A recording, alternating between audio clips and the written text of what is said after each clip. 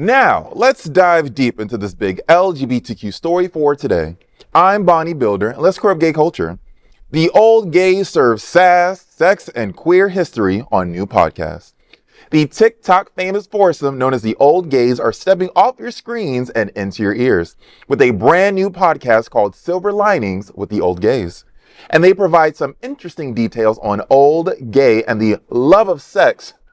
Robert Reeves, Michael Mick Peterson, Bill Lyons, and Jesse Martin have captured millions of hearts online with their dance moves, sass, and unfiltered honesty.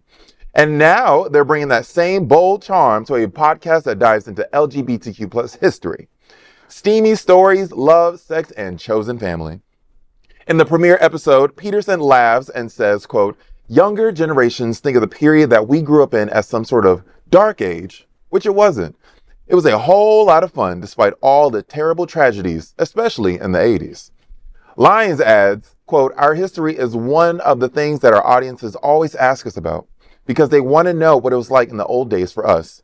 To be able to inform our younger viewers is very special." When asked his favorite part of being gay, he says, quote, "Having sex with men. These guys also have taught me a lot about myself, which I very much appreciate," end quote.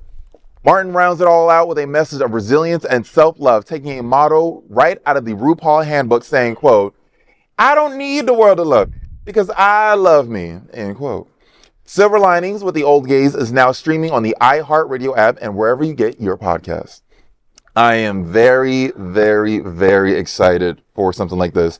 History on its own is something that we need to learn a lot about, especially in the dark times we are currently in. We need to know where we came from and what happened way, way, way back when Faye was born. So I'm very excited for a podcast like this because I just love to sit and listen to like my elders here just talk and tell me what it was like before electricity, like what happened way back in the heyday. So I'm very excited to hear these old men who have been lighting up our lives for a number of years now on the social medias and the television, all that good stuff. And they just have so much energy and so much life in them. With all that they've been through, they have life in them, which is something you don't typically think of an elderly person having the will to live and the will to just like be a person and to experience joy and laughter.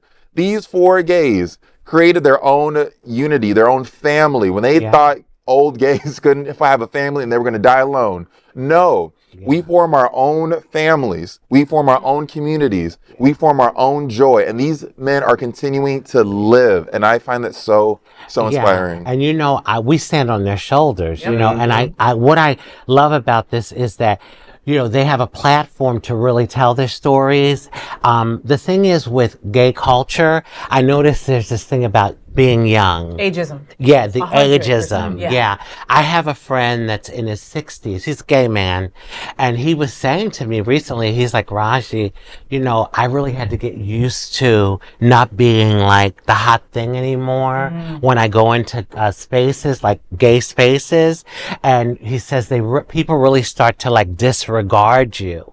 And so I'm so happy about this sort of thing because, you know, we stand on their shoulders and we have I'm putting me in it because I'm a trans woman of a certain age. But what I'm saying is elders have a wealth of information that we can share and impart to the younger generation.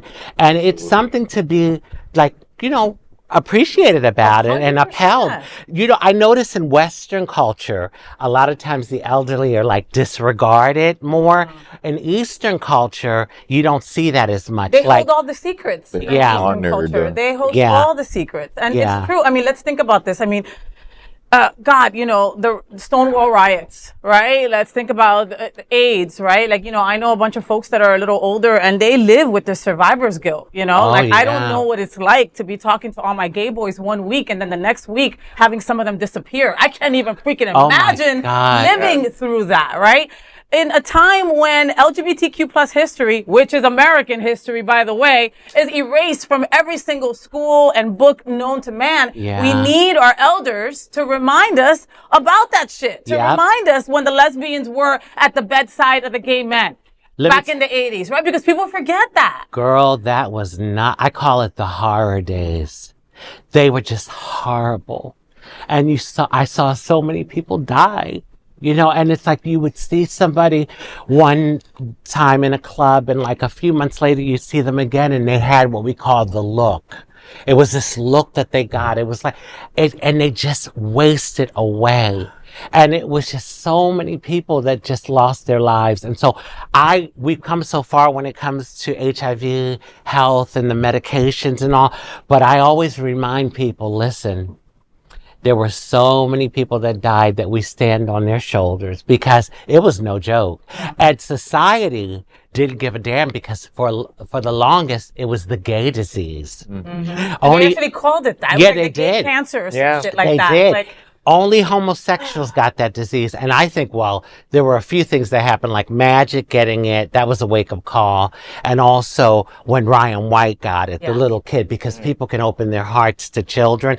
But it was a time. And we've moved forward. Yeah. That also stayed in the past as well. Yeah. Running into talking to women that don't know that they can take PEP and PrEP. Yeah, right. This is 2025 right now. And Faye, I love your point about the oral history because they're trying to stop the books, but we have mouths. Yes, right. And we can tell our children. Yes, ma'am. We can tell and so that's how the history continues. Yes. I'm in that space right now. I have a group of 20-something-year-olds that I hang with, and they always ask me, they're like, what was it like? Teacher Trinity. And I'm like, gather around, children, gather around. And it's actually to straight guys too.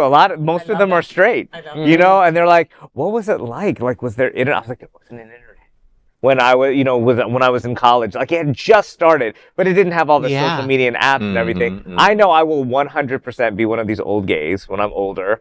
And I know I will be probably sucked and tucked and everything, and I will make sure that I'm the trade of the old guys because that's just what I'm gonna do because I'm probably ageist too, Trini trade.